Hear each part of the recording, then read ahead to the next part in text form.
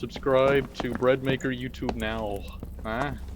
Hello everyone, Breadmaker here, and welcome back to another Zero to Hero Wizard video. I'm recording this on September 16th, so some of the information that I'm about to talk about might be a bit outdated, but I'm going to, in this video, give you an entire guide of how you should think about high rollers as a wizard.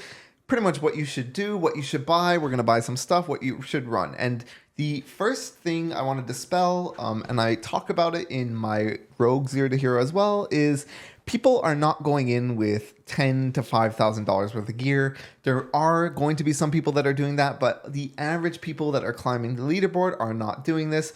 Usually they will start off with maybe 300 to 400 gold worth of gear, and as they kill people and get out, within a game or two, they are back to like $1,000 to $2,000 worth of gear. It's going to be a bit different for Wizard, however, because when you are something like a Rogue, or a Ranger, which accounts for most of these spots on the leaderboard, if you are a Rogue and you kill like a Ranger or a Barbarian or another Rogue or even a Fighter, a lot of the times they're going to have stuff that you can use and you can put on, their rings and their trinkets.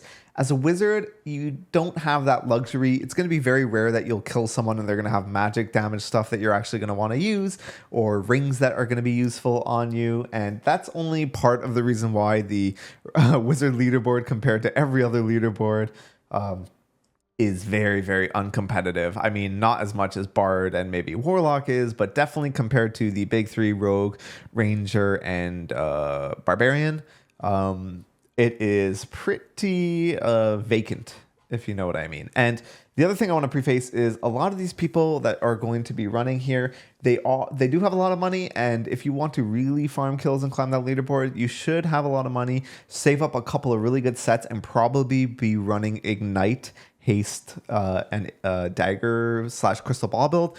I don't know how good it is now with all the nerfs that has happened, but maybe by the time you are watching this sometime in October, Haste, Invis, Ignite might all be great again. But for now, we are going to be focusing on the same build we have been using for the last couple of videos. That is going to be Sage for the Knowledge.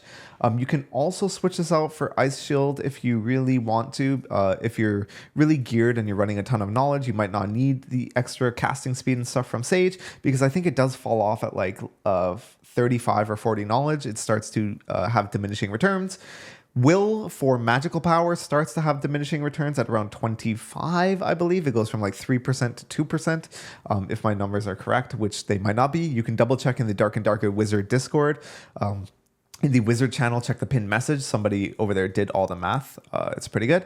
And in terms of spells, we're just going to be running standard Fireball, Magic Missile, Zap, Invisibility, and Haste. And Meditation, of course. And yeah, let's go ahead and start focusing on gear now. So what I recommend, let's say you just finished leveling up to level 15, you should have anywhere from 2,500 to 4,000 gold if you've just sort of been saving stuff up. We do already have some like pretty decent stuff on. I'm probably just going to go in, honestly, with what we have here, as well as like a blue spellbook or something. But let's go over some of the gear you want to buy. In terms of spellbook, you definitely want at least 5 damage or more. The magic staff has 5 magical damage on it, and you do not want to be out here clearing everything with a magical staff. So to make it efficient, you should either get a green spellbook that has at least maybe +1 all attributes, or +1 will, or +1 magical damage on it, or a blue spellbook with anything on it. And normally you can get both of those for 50 to 100 gold if you look for it. The alternative is you could also rat, like we have done a bit in this series, and I have a whole guide on how to rat as a wizard and just go in completely naked and make money. But usually what I'll be on the lookout for is 100 gold blue spellbooks with some other decent stats. Even this one, 150 gold for +1 all attributes on a blue spellbook is pretty good. So stuff like that. This one, I believe this person's trying to sell for 50 gold. It looks like he already sold it for 50 gold. But if you just sit in here, there's a lot of green spellbooks. And here we go, another green spellbook. +2 will, 50 gold. We're just going to go ahead and pick that up. And that is going to be some nice damage on that. So for this run, we'll probably go in with this. But that is pretty much the TLDR on spellbooks. You really don't have to look too hard to find some good spellbooks. And sometimes you can even find some really good purple spellbooks for like 100 gold. So in terms of everything else, now the rest of your gear, you are almost exclusively going to want to build magical damage. Will is okay up to a certain point. Like I said, it does have diminishing returns the more you have. So magical damage is pretty much the end all be all. Magical damage and +1 all attributes.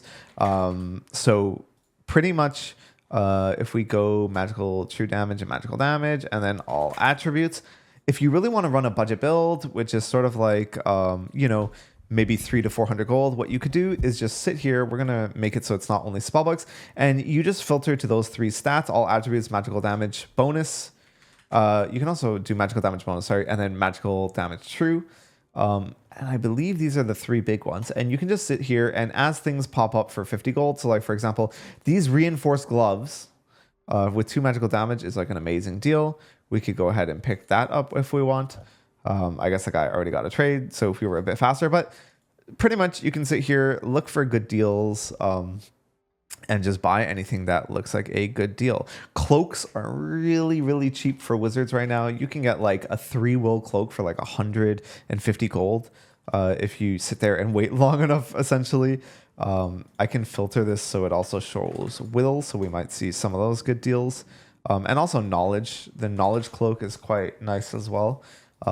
Knowledge gives you a lot of casting speed, so you do want at least a decent amount of knowledge if you're running in, but magic damage over everything, and usually like rawhide gloves, padded leggings, mystic vestments, or oracle robes, all of those will also just give you knowledge on the side as well. Here you go, look at this splendid cloak, 2 will, 120 gold. And there are a ton of them, man. Magic items, another one, just 1 will for 100 gold. Magic items just really don't sell for that much. We have a spell casting speed, knowledge, will, 100 gold. I'm probably going to lowball this guy. See if he'll give it to me for 93. Because I don't really need this. So let's see if he's willing to go for it. He wants 100, so we'll give him the extra 50. And like 100 gold for some spellcasting speed plus the best in slot item. That's like a pretty decent deal right there, right?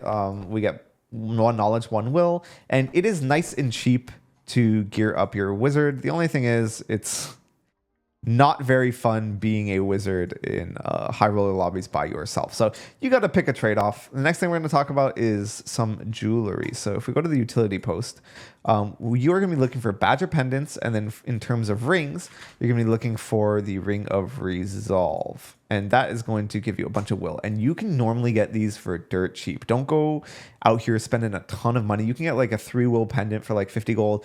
These ring of resolves, like you can usually get like for 50 gold each. You can get the green ones that will usually have some decent stats. Look at this. Some guy's selling, oh man, for 50 gold.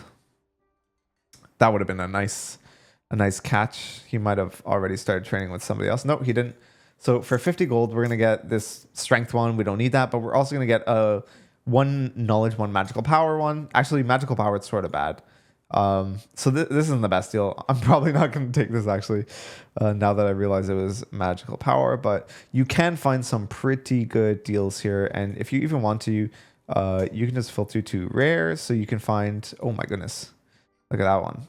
This ring is resolve, physical power, 2 will for 80 gold. Pretty decent. 2 will for 100 gold. The pendants are always going to be cheaper than the rings. Rings are always going to be a bit more expensive. This badger pendant is nice for 250 gold, but it's a bit more expensive than what I was hoping to spend. So I'm probably just going to get, honestly, some pretty nice and cheap stuff as it pops up. All right, we got a nice bundle here. We got a ring and 2 badger pendants, all of which have 2 will on it for 100 gold total. I'm just going to put one of these random ones on. And honestly, other than this, you don't really need too much. It's really just going to come down to sort of luck of the circle, your positioning, and how good you are as a wizard. A lot of it does come down to where you spawn. Where you spawn, as well as where the circle is going, because wizard by far, when you're running just spellbook, has the worst clear. If you want to clear a bit better and you don't want to use the ignite build, what you can do is you can come in and try to find a crystal sword. You can usually get like a purple crystal sword for like 50 gold. Literally, almost nobody buys these things. They are so cheap, and I think a lot of people stop picking them up and they stop trying to sell them. I'm surprised that like we aren't even seeing that much right now for like 50 gold. But if you wait long enough, you should be able to get like a pretty decent one for like 50 gold. And you can use that to help your clear as well. So you're not wasting a ton of spells and trying to push into things. But that is going to be the general budget build. You probably can get for like 300 gold. You can get a bundle of like a ring and a necklace for probably 100, another 100 for maybe 75 to 100 for the spellbook. And then if you go to the merchant, you can probably find mystic vestments, rawhide gloves, and padded leggings, all of which will be under 50 gold to buy. And then you just buy a campfire, some potions of healing, and maybe one blue pot if you don't have one. And you are set to go into that dungeon. And I'm probably just going to pick up this random crystal sword that anyone is selling. Actually, for the crystal swords, I prefer the blue ones because you are looking at the weapon damage, and the actual roll on the weapon damage is what matters, as opposed to what stats it actually has on it. But that is going to be it. I'm just going to buy a couple of things, and we are going to head into the High Roller Goblin Caves in the next video. So hope you guys are ready. It's going to be fun, and we are probably going to die pretty easily. I'll see you guys in the next one.